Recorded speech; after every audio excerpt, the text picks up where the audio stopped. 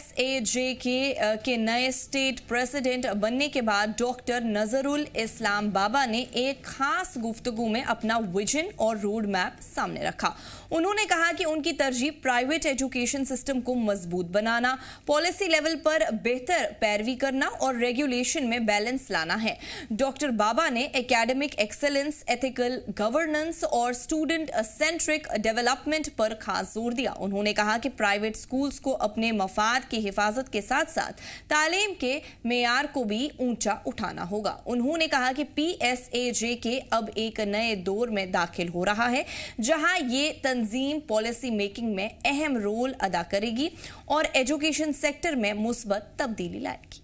हमारे साथ इस वक्त मौजूद है Jammu Kashmir private school association के इलेक्टेड प्रेसिडेंट बाबा नजरुल इस्लाम साहब।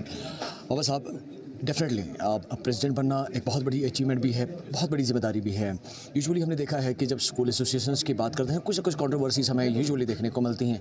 ख़ास तौर पर आपका जो फोकस है वो किस चीज़ पे रहेगा, सो दैट कि जो पुराने स्टोरीज़ हमें जनरल पब्लिक में आज की डेट तक देखने को मिली हैं वो कहीं ना कहीं पे क्लीन आउट हो जाए? देखिए, मेरा पहला काम ये रहेगा कि स्कूल्स में हमने आइडेंटिफाई किए हैं कि हम लोअर डिपार्टमेंट्स को स्ट्रेंथ करने की ज़रूरत है, मैथमेटिकल स्किल्स को एनहेंस करने की ज़रूरत है, फाइनेंशियल लिटरेसी हम अपने स्कूल्स में डालेंगे और एनवायरमेंटल एजुकेशन के लिए हम बाज़ाब्ता एक सिस्टम बनाएंगे अपने इंस्टीट्यूशंस में अपस्किलिंग करने के लिए।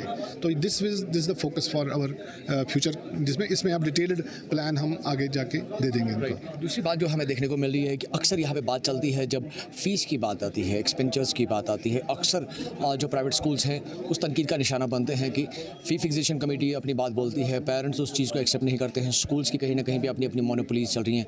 क्या कुछ चीज़ें रेगुलेट हो जाएंगी? क्योंकि जो आज का हमने यहाँ पे सेटअप देखा, हमने हर चीज़ में एक ट्रांसपेरेंसी देखी, एक अकाउंटेबिलिटी देखी, तो क्या आने वाले वक्त में हमें ये regularisation of everything regarding these private schools देखने को मिल सकती है? देखिए, ऑलरेडी स्कूल्स तो रेगुलेट ऑलरेडी है। मैं तो वो कहता हूँ गवर्नमेंट तो यहाँ पे कोर्ट पहुँचा है कि इनको स्ट्रैंगुलेट मत कीजिए। इतना मीडिया ट्रायल हो रहा है कि कोर्ट को भी लगा कि इनको ज़्यादा से ज़्यादा हम कदगन लगा रहे हैं। तो दैट इज़ नॉट नॉर्म।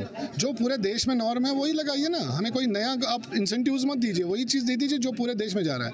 तो प्रॉब्लम है कि we are pushing the schools की प्राइवेट स्कूल्स प्राइवेट अनएडेड है। ये जो अभी हमारे कुलभूषण साहब ने भी कहा, अनएडेड इंस्टीट्यूशंस हैं, सारा अपने सिस्टम से बनाते हैं, एवरी थिंग ये सिस्टम बना रहे हैं। बट एक चीज़ है, इतनी अच्छी क्वालिटी दे रहे हैं, बट हाँ रेगुलेशन होनी चाहिए। हम रेगुलेशन को नकारते नहीं हैं, बट साइमल्टेनियसली फैसिलिटेशन भी होनी चाहिए काम करने की। पेरेंट्स को कोऑर्डिनेशन में लिया जाएगा, खासतौर पर जब आप फीस स्ट्रक्चर को एज पर्टिकुलरली देखते हैं या कोई चीज़ हमें किसी पर्टिकुलर शॉप से खरीदनी पड़ती है, क्या उन चीज़ों को भी देखा जाएगा?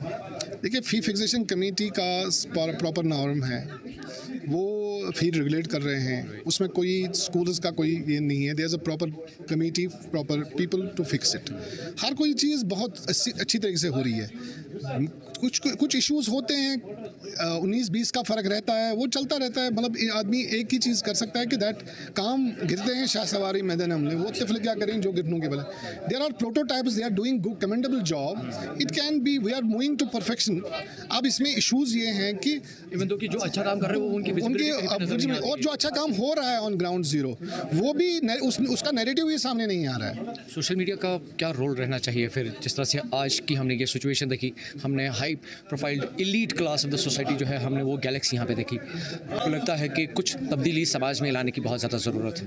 सर, सोशल मीडिया को बहुत रिस्पॉन्सिबल इसमें बनना पड़ेगा। इवन गवर्नमेंट को भी देखना पड़ेगा कि एवरी न्यूज़ स्कूल से जो ही हम लेके mafia, this tag lines are to be कि मैं कह रहा हूँ ये टैग लाइन्स समथिंग, जो ये टैग लाइन्स हमारी होती है ना, तो ये आदमी को डिस्करेजमेंट की तरफ ले जाता है। आप अच्छा काम कर रहे हैं, आप इतना अच्छा काम कर रहे हैं, आप देखिए ना गवर्नमेंट बाहर का क्या सिनेरियो है, किस तरीके से जिसको हम एलीट क्लास यहाँ बोलते हैं, वो वहाँ पे बजट स्कूल्स कहलाएंगे।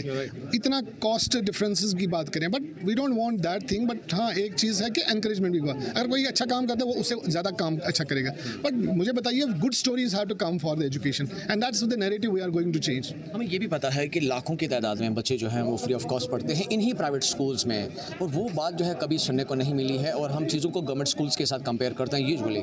लेकिन जब हम स्टैंडर्ड्स की बात करते हैं, आपको लगता है कि प्राइवेट स्कूल्स को तनकीद का निशाना बनाने से बेहतर है कि गवर्नमेंट का जो इंफ्रास्ट्रक्चर है ऑफ एजुकेशन और जो भी इसके साथ एलाइड चीज़ें उसमें बेहतरी करने की ज़रूरत है? देखिए, 2,10,000 बच्चे से ज़ायद बच्चे हमारे गवर्नमेंट स्कूल्स में पढ़ रहे हैं।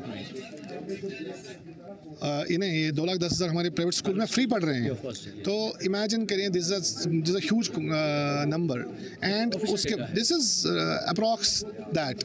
मैंने आपको सिंपल बताया 30 बच्चे मैं एक स्कूल में लेता हूँ, हालांकि उसके नंबर्स ज़्यादा हैं। तो अगर मैं 7,000 स्कूल की बात करूँ तो इट कम्स आउट 2010,000। ये जो हमने लास्ट डाटा लिया था it was some around this, ये लीस्ट फिगर है हमारे पास जो भी लास्ट हमारे पास डाटा मिला है। तो इस सारे डेज पर आप देखेंगे कि we need things to be addressed. हमें बहुत काम करना है क्वालिटी एजुकेशन पे, हमें बहुत बात करना है। हमारे गोल पोस्ट चेंज हो रहे हैं, हमें सिर्फ बुक्स की बात कर रहे हैं, हम सिर्फ यूनिफॉर्म की बात कर रहे हैं, हम सिर्फ फ़ी की बात कर रहे हैं। हम क्यों नहीं कहेंगे अगर हम कहाँ देते हैं, अगर मैंने 10 रुपये दे, क्या मैंने उस पर क्वालिटी एजुकेशन ली? क्या मैंने ये बच्चा उस लेवल तक आ रहा है? क्या हमारा ये चीज़ें हो रही हैं? तो वो चीज़ हमारा एक इशू रहता है कि अगर आप कॉस्टिंग देखेंगे तो ultimately what is the output, what is the value of the work.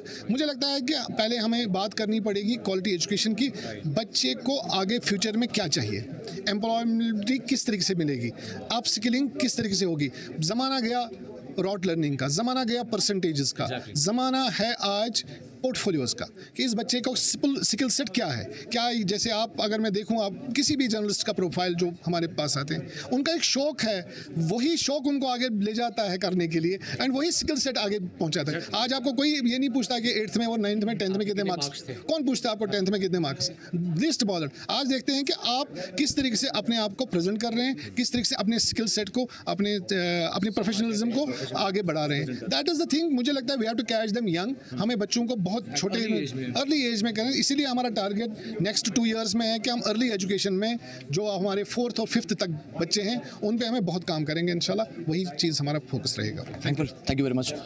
मेरे साथ यहाँ पे Jammu Kashmir private school association के प्रेसिडेंट मौजूद हैं, और उनका कहना है कि आने वाले वक्त में कई सारी डेवलपमेंट्स की जा सकते हैं, और बेसिक जो एक इंफ्रास्ट्रक्चर जो है ख़ासतौर पर एजुकेशन सेटअप का, उसमें कई सारी ऐसी नेशनल इंटरनेशनल लेवल की डेवलपमेंट्स की जाएंगी जिससे जम्मू कश्मीर का बच्चा भी दुनिया के किसी भी मुल्क में जाके कम्पीट कर सकता है। जी के लिए मीर उमर, श्रीनगर।